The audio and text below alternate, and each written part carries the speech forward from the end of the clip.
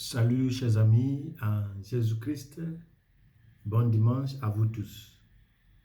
Nous sommes au 4e dimanche du carême, l'année B. Au dimanche Letare, où nous sommes invités à marquer une petite instance de joie vu l'approche de notre fête pascale. Nous méditons autour du thème « Juste une question de grâce ». Deuxième livre de Chroniques, chapitre 36, 14 à 16, 19 à 23. Lettre de Saint Paul aux Éphésiens, chapitre 2, verset 4 à 10, et l'Évangile selon Saint Jean, chapitre 3, 14 à 21. Notre monde, même le monde chrétien, est saturé de bruit de ce que nous avons accompli, de ce que nous sommes, au point que beaucoup ont commencé à blâmer le malheur des autres sur leur manque d'effort ou leur faible attitude spirituelle. La mauvaise gouvernance de certains pays, surtout ici en Afrique, a donné le droit à de nombreux faux prophètes d'ouvrir leur bouche sur certaines nations, tout cela au nom de la prophétie. De nos jours, nous entendons des prophéties qui prétendent que Dieu punit les nations par le terrorisme, les maladies incurables et les pandémies à cause du péché du monde.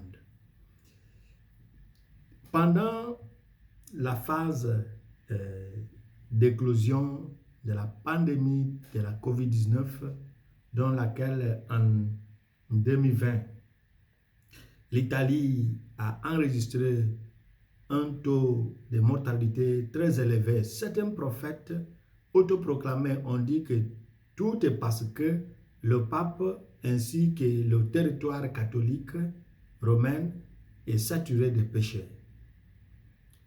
Beaucoup ont appelé la COVID-19 un fléau égyptien qui ne devait pas affecter les justes, les soi-disant les peuples rachetés. Mais maintenant que chaque nation avait eu sa part dans le soi-disant fléau égyptien destiné au pape et à Rome, où sont ces prophètes? C'est ce qu'on appelle l'abus de langage, l'abus de la formule du messager, l'abus du pupitre, et c'est une insulte à la religion.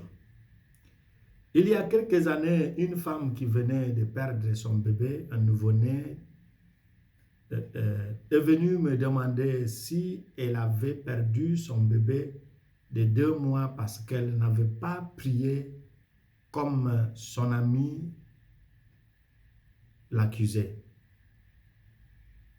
Il est vrai que nous sommes appelés à avoir une vie spirituelle supérieure et nouvelle en Jésus-Christ. Mais cessons de faire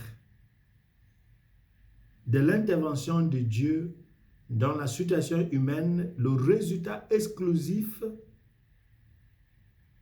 de l'effort humain et du malheur, le résultat de nos péchés. Oui, c'est donné que le mal est entré dans le monde à cause du péché d'Adam. Mais tout ce que nous subissons n'est pas forcément parce que nous avons commis des péchés. Pourquoi l'humanité doit coopérer avec la divinité? Lorsque l'humanité subsiste, alors que l'effort humain n'a pas pu obtenir la note de passage, la question qui doit se poser est qui a fourni la note de passage, qui l'a fait vivre? Les lectures d'aujourd'hui nous aident à comprendre le rôle de l'initiative divine dans l'économie de notre salut. Bien que le péché du monde, le péché du peuple ait provoqué son exil, son retour de l'exil, ça veut dire l'exil babylonien, s'est fait au moment prévu par Dieu et a été totalement orchestré par Dieu. La lecture dit, en ce jour-là, tous les grands prêtres et le peuple étaient extrêmement infidèles. Le Seigneur leur envoyait sans cesse des messagers, car il avait pitié de son peuple et de sa demeure. Mais il s'est moqué des messagers de Dieu, jusqu'à ce que la colère de Dieu, la colère du Seigneur, s'élève contre son peuple, jusqu'à ce qu'il n'y ait plus de remède.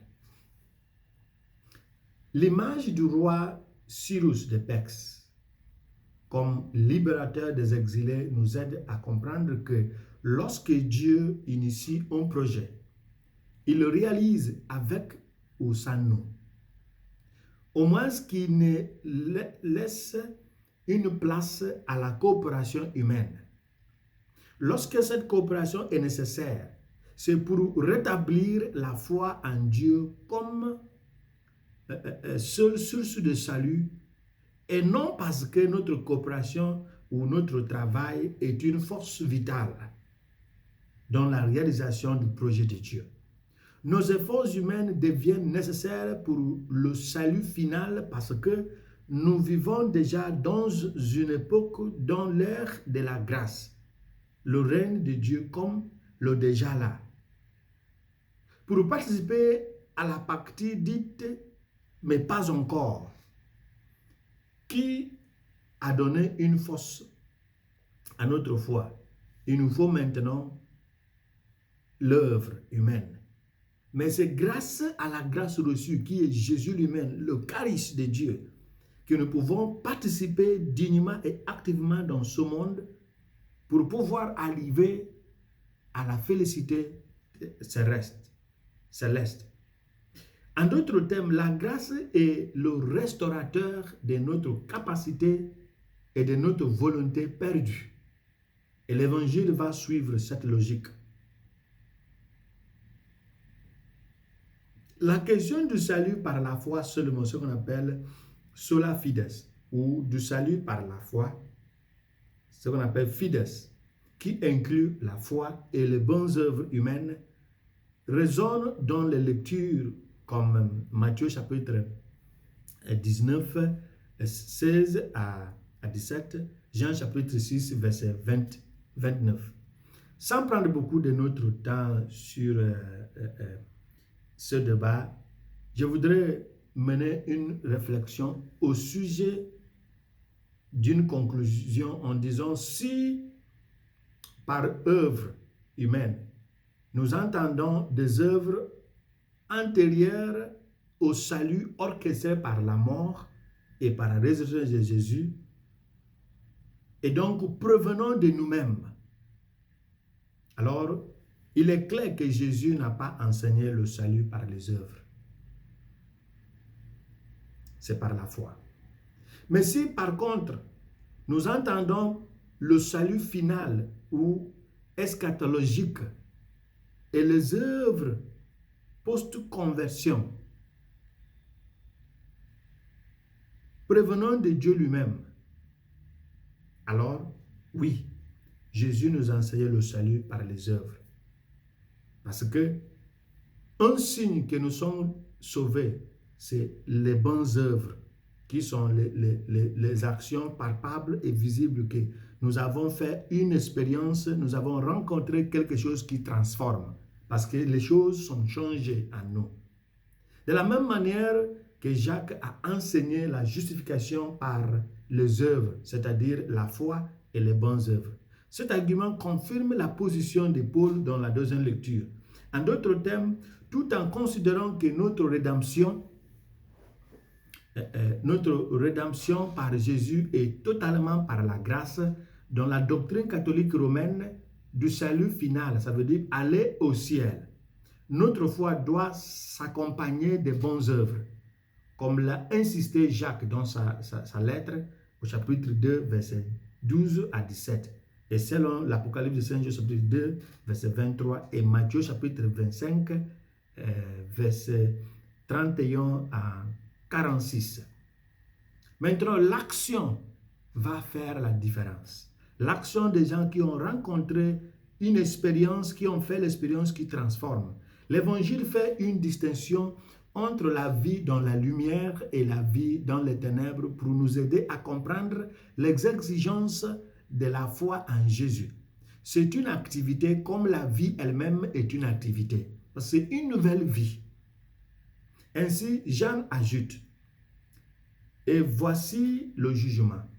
La lumière est venue dans le monde et les hommes ont préféré les ténèbres à la lumière parce que leurs œuvres étaient mauvaises. Mais celui qui pratique la vérité vienne à la lumière afin que l'on voit clairement que ses œuvres ont été faites en Dieu. Alors, permettez-moi de dire qu'on ne peut pas parler de mauvaises actions si l'activité humaine n'est pas impliquée, n'est pas mentionnée. Donc, la foi en Dieu qui nous conduit au salut eschatologique, le salut au dernier jour où on verra le Christ tel qu'il est, doit produire le contraire des mauvaises actions. Voilà en quoi consiste la vie nouvelle dans le Christ Jésus en qui nous croyons, et c'est cela ce qu'on appelle la foi. Chers frères et sœurs, en ce 4e dimanche du carême, l'Église nous invite à une foi active qui justifie et non à une auto-justice qui ne nous certifie pas, qui ne nous certifie qu'aux yeux des hommes, mais qui constitue pour nous une condamnation aux yeux de Dieu.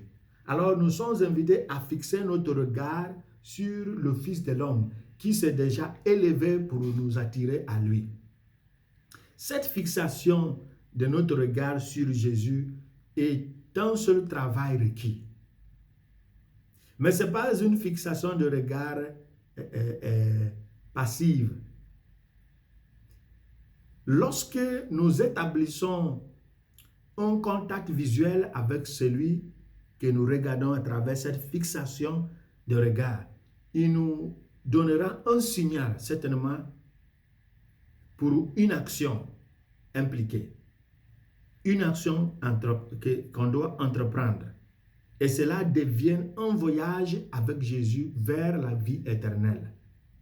Donc, ne refusons pas de décoder le signal lorsque nos regards vont se croiser. Nos regards vont se croiser parce que Jésus nous lance un appel. Et celui qui appelle a toujours un message, et celui qui détient le contenu du message. Donc Jésus ne nous appelle pas à une vie de mains croisées. Il nous envoie en mission, et cette mission, c'est une démonstration de l'expérience qu'on a eue avec lui. Et c'est ce qui va nous conduire au salut éternel, ce qu'on appelle les bonnes œuvres, parce qu'il faut que les actions soient claires, visibles, transformatives et impliquées. Alors demandons au Christ la grâce de passer par la grâce à une expérience de la grâce, à un impact de la grâce, pour une vie menée dans la grâce, à travers les bonnes œuvres pour arriver au salut éternel, qui nous donne cette grâce abondamment et toujours. Amen.